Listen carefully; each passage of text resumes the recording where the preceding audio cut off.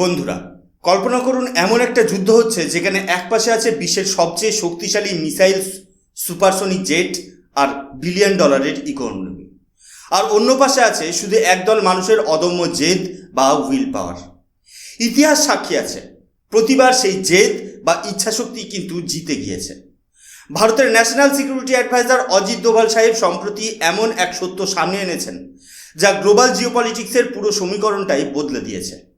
তিনি বলেছেন, যুদ্ধে কোনো সিলভার মেডেল হয় না, হয় আপনি জিতবেন, না হয় আপনি ইতিহাস হয়ে যাবেন।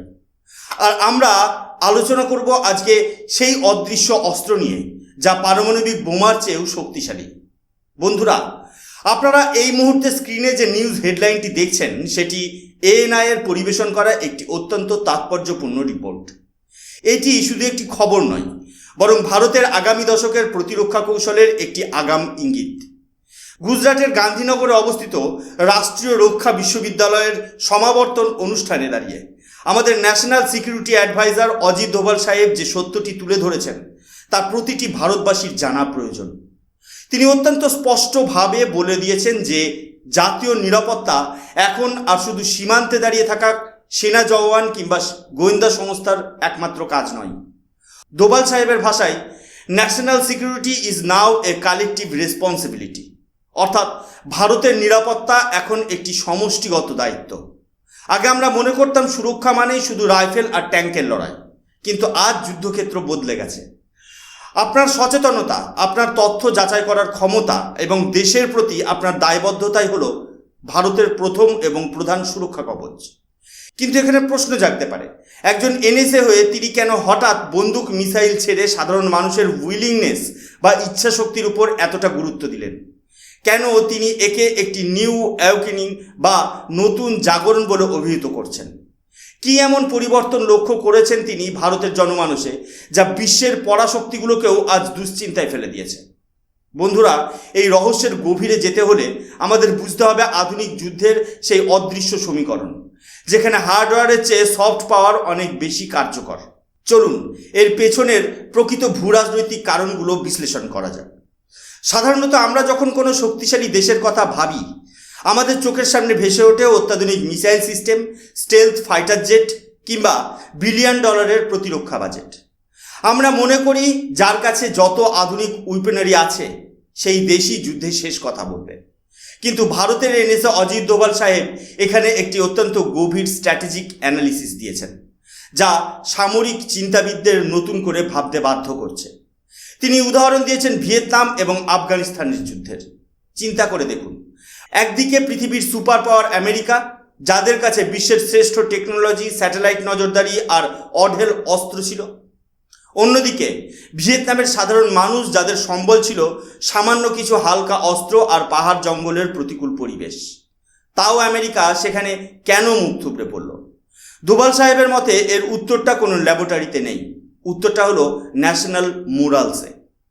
ওখানকার মানুষের মনে লড়াই করার যে অদম্য জেদ ছিল, তার সামনে আমেরিকার দামি দামি বোমারু বিমানগুলো শেষ পর্যন্ত ব্যর্থ প্রমাণিত হয়েছিল। একই দৃশ্যপট আমরা লক্ষ্য করেছি আফগানিস্তানেও। টানা 20 বছর ধরে ট্রিলিয়ন ট্রিলিয়ন ডলার খরচ করেও আমেরিকা কেন তালিবানদের পুরোপুরি নির্মূল করতে পারল না? কারণ রিসোর্সেস আপনাকে যুদ্ধের ময়দানে সামরিক সুবিধা দিতে পারে, কিন্তু মানুষের ভেতরের লড়াই করার আকাঙ্ক্ষাকে বা উইল পাওয়ারকে হার মানাতে পারে না। দোভাল সাহেব এখানে একটি চমৎকার ম্যাথমেটিক্যাল লজিক দিয়েছেন, যা আপনাদের বোঝা খুব জরুরি। তিনি বলছেন, দেশের মিলিটারি হার্ডওয়্যার, ইকোনমিক স্ট্রেংথ আর টেকনোলজি হলো অ্যাডিশন বা যোগফল, অর্থাৎ 1 + 1 + 1 = 3। কিন্তু ন্যাশনাল উইল পাওয়ার হলো সেই মাল্টিপ্লায়ার বা গুণক যা এই পুরো শক্তির পাশে বসে যায়।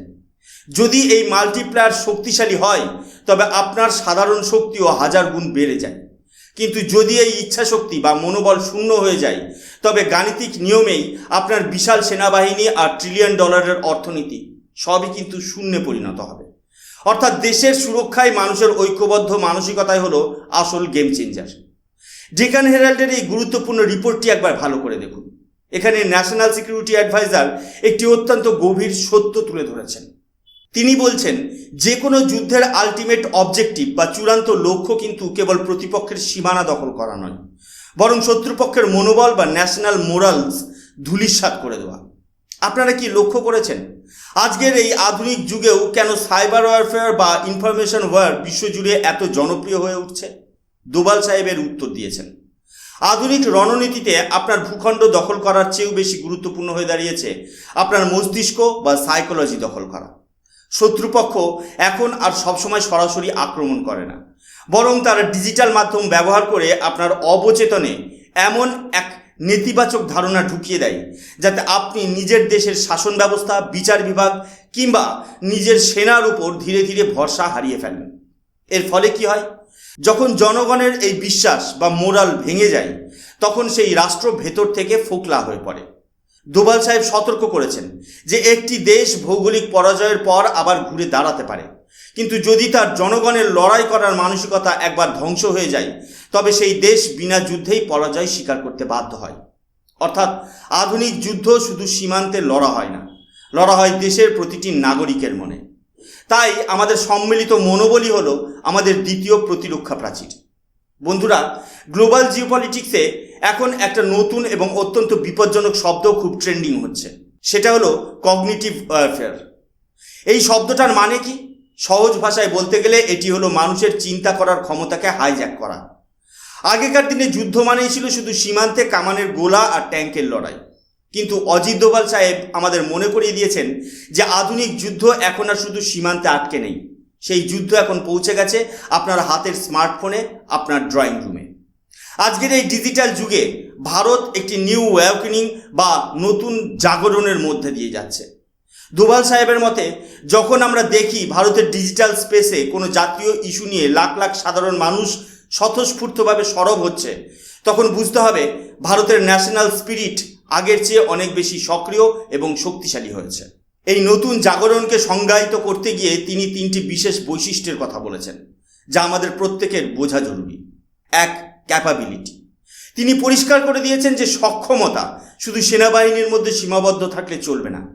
ভারতের ছোট বড় ব্যবসায়ী, স্টার্ট আপ, ইঞ্জিনিয়ার থেকে শুরু করে দেশের প্রত্যেকটি পেশাজীবীকে নিজ নিজ ক্ষেত্রে শ্রেষ্ঠ হতে হবে, কারণ দেশের অর্থনৈতিক এবং প্রযুক্তিগত স্বনির্ভরতাই হলো আধুনিক যুদ্ধের সবচেয়ে বড় ঢাল। দুই, ক্যারেক্টার। দোভাল সাহেবের মতে, কঠোর ডিসিপ্লিন এবং স্ট্রং এথিক্যাল ভ্যালুস ছাড়া কোনো জাতি দীর্ঘকাল টিকে থাকতে পারে না। আমাদের দেশের দুর্নীতি কেন হয়? কারণ অনেক সময় মানুষের কাছে তার ব্যক্তিগত স্বার্থ দেশের স্বার্থের চেয়ে বড় হয়ে দাঁড়ায়। এই চারিত্রিক অভাবই রাষ্ট্রকে ভেতর থেকে দুর্বল করে। তাই উন্নত চরিত্রের নাগরিক গঠনই হলো আসল প্রতিরক্ষা। তিন, কমিটমেন্ট। দেশের প্রতি বা ন্যাশনাল সার্ভিসের প্রতি পূর্ণ অঙ্গীকার। দোভাল সাহেব খুব সুন্দরভাবে বুঝিয়েছেন যে দেশ সেবা করা মানেই শুধু সীমান্তে উর্দি পরে বন্দুক হাতে দাঁড়িয়ে থাকা নয়। সময় মতো কর দেওয়া, একজন সৎ করদাতা কিংবা সঠিক তথ্য পরিবেশনকারী একজন কন্টেন্ট ক্রিয়েটর, তারাও কিন্তু নিজের জায়গা থেকে দেশের সুরক্ষায় বড় অবদান রাখছেন। এই সম্মিলিত অঙ্গীকারই ভারতকে একটি অপরাজেয় রাষ্ট্র হিসেবে গড়ে তুলবে। ইকোনমিক টাইমসের এই খবরটি যদি আপনারা গভীরভাবে মনোযোগ দিয়ে পড়েন, তবে বুঝতে পারবেন ভারতের national security adviser Ajit Doval সাহেব ঠিক কতটা প্রেগমেটিক এবং সরাসরি কথা বলতে পছন্দ করেন। তিনি একটি অত্যন্ত কঠোর কিন্তু বাস্তব কথা বলেছেন। নিরাপত্তার ক্ষেত্রে দ্বিতীয় হওয়ার কোনো সুযোগ নেই। একটু চিন্তা করে দেখুন, স্পোর্টস বা অলিম্পিক্সের মঞ্চে আপনি যদি দ্বিতীয় হন, তবে আপনাকে সম্মানের সঙ্গে সিলভার মেডেল দেওয়া হয়, আপনার কৃতিত্বকে উদযাপন করা হয়। কিন্তু আন্তর্জাতিক ভূ রাজনীতিতে বা জিওপলিটিক্সের ময়দান কোনো খেলা নয়। এখানে যদি আপনি দ্বিতীয় হন বা শক্তির লড়াইয়ে পিছিয়ে পড়েন, তবে আপনার জন্য কোনো পদক থাকবে না, বরং শত্রুপক্ষ আপনাকে পিষে দিয়ে আপনার অস্তিত্ব মুছে দেবে। এই নিষ্ঠুর বাস্তবতা বা হার্ড রিয়েলিটিটা আমাদের দেশের প্রতিটি নাগরিককে বুঝতে হবে। দোভাল সাহেব এখানে বর্তমান বিশ্বের চলমান সংঘাতগুলোর উদাহরণ টেনেছেন। আজ আপনি রাশিয়া ইউক্রেন যুদ্ধ দেখুন কিংবা মধ্যপ্রাচ্যে ইরান ইসরায়েল সংঘর্ষ। এই লড়াইগুলো শুধু মিসাইল বা ট্যাঙ্কের লড়াই নয়। এর প্রতিটি ক্ষেত্রে আমরা দেখছি যেখানে সাধারণ জনগণের মধ্যে সার্ভাইভাল পাওয়ার বা টিকে থাকার মরণপণ জেদ বেশি, সেই পক্ষই কিন্তু প্রতিকূলতার মুখেও মাথা উঁচু করে দাঁড়িয়ে থাকছে। আধুনিক যুদ্ধ এখন আর শুধু জয় পরাজয়ের হিসাব নয়, এটি হলো অস্তিত্ব রক্ষার লড়াই। আর এই লড়াইয়ে টিকে থাকতে হলে আমাদের মনোবলকে এমন এক পর্যায়ে নিয়ে যেতে হবে যেখানে হার মেনে নেওয়ার কোনো অপশান থাকবে না। কারণ রাষ্ট্র হিসেবে দ্বিতীয় হওয়ার অর্থ হলো চিরতরে হারিয়ে যাওয়া। এখন প্রশ্ন হলো, ভারতের এই বিশাল উইল পাওয়ার বা ইচ্ছা শক্তিকে কি আমরা সত্যি সঠিকভাবে কাজে লাগাতে পারছি? অজিত দোভাল সাহেব কিন্তু এই বিষয়ে যথেষ্ট আশাবাদী। তিনি লক্ষ্য করেছেন যে ভারত আজ এক অভাবনীয় সচেতনতার মধ্যে দিয়ে যাচ্ছে। আজ আমরা শুধু সোশ্যাল মিডিয়ায় বসে নিউজ কনজিউম বা খবরের দর্শক হয়ে থাকি না, আমরা প্রতিটি জাতীয় ইস্যুতে সক্রিয়ভাবে রিয়্যাক্ট করি।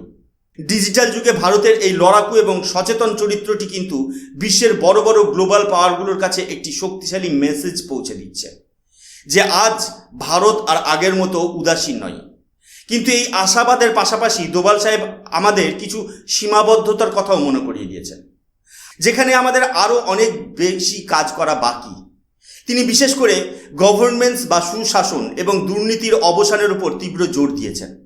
দোভাল সাহেবের মতে জাতীয় নিরাপত্তা মানে শুধু সীমান্তে পাহারা দেওয়া নয়, বরং যখন একজন আমলা বা সরকারি কর্মচারী নিজের কাজকে নিছক একটা 9টা-5টা চাকরি না ভেবে সেটাকে ন্যাশনাল সার্ভিস বা দেশ সেবা হিসেবে গ্রহণ করবেন, তখনই ভারত প্রকৃত অর্থে সুরক্ষিত হবে।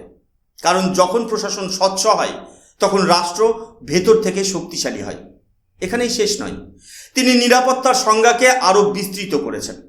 দোভাল সাহেবের দর্শনে পরিবেশ রক্ষা বা পলিউশন কন্ট্রোল থেকে শুরু করে ইন্টারনেটে সঠিক তথ্য প্রচার বা ডিজিটাল হাইজিন বজায় রাখা সবই কিন্তু জাতীয় নিরাপত্তার অবিচ্ছেদ্য অংশ। আমাদের বুঝতে হবে যে জলবায়ু পরিবর্তন যেমন দেশের ভবিষ্যৎকে ঝুঁকিতে ফেলে, তেমনি ডিজিটাল মাধ্যমে ছড়িয়ে পড়া গুজব আমাদের অভ্যন্তরীণ স্থিতিশীলতাকে নষ্ট করে। দিন শেষে একটি শক্তিশালী রাষ্ট্রের মূল ভিত্তি হলো তার নাগরিকরা। কারণ দোভাল সাহেব খুব স্পষ্টভাবে বিশ্বাস করেন যে দুর্বল নাগরিক মানেই দুর্বল রাষ্ট্র। তাই একটি অজেয় ভারত গড়তে হলে আমাদের প্রতিটি ছোট পদক্ষেপকে জাতীয় স্বার্থের সঙ্গে যুক্ত করতে হবে। পরিশেষে বলতে চাই, আমরা সবসময় আপনাদের কাছে এই তথ্যগুলো পৌঁছে দিই যা হয়তো মূলধারার সংবাদ মাধ্যমে হারিয়ে যায়। অজিত দোভাল সাহেবের এই ভাষণটি শুধু একটি বক্তব্য নয়, এটি 21 শতকের ভারতের একটি মাস্টার প্ল্যান। মনে রাখবেন, মিসাইল হয়তো আমাদের আকাশ রক্ষা করবে, কিন্তু আমাদের একতা এবং মনোবল রক্ষা করবে আমাদের অস্তিত্ব। আপনারা কি মনে করেন, ভারতের সাধারণ মানুষ কি সত্যিই এখন জাতীয় সুরক্ষা নিয়ে আগের চেয়ে বেশি সচেতন? কমেন্ট সেকশনে আপনাদের মূল্যবান মতামত অবশ্যই জানাবেন। আমি সুশোভন, আজকের মতো এই পর্যন্তই। দেখা হবে পরের ভিডিওতে। জয় হিন্দ, বন্দে মাতরম, ভারত মাতা কি জয়।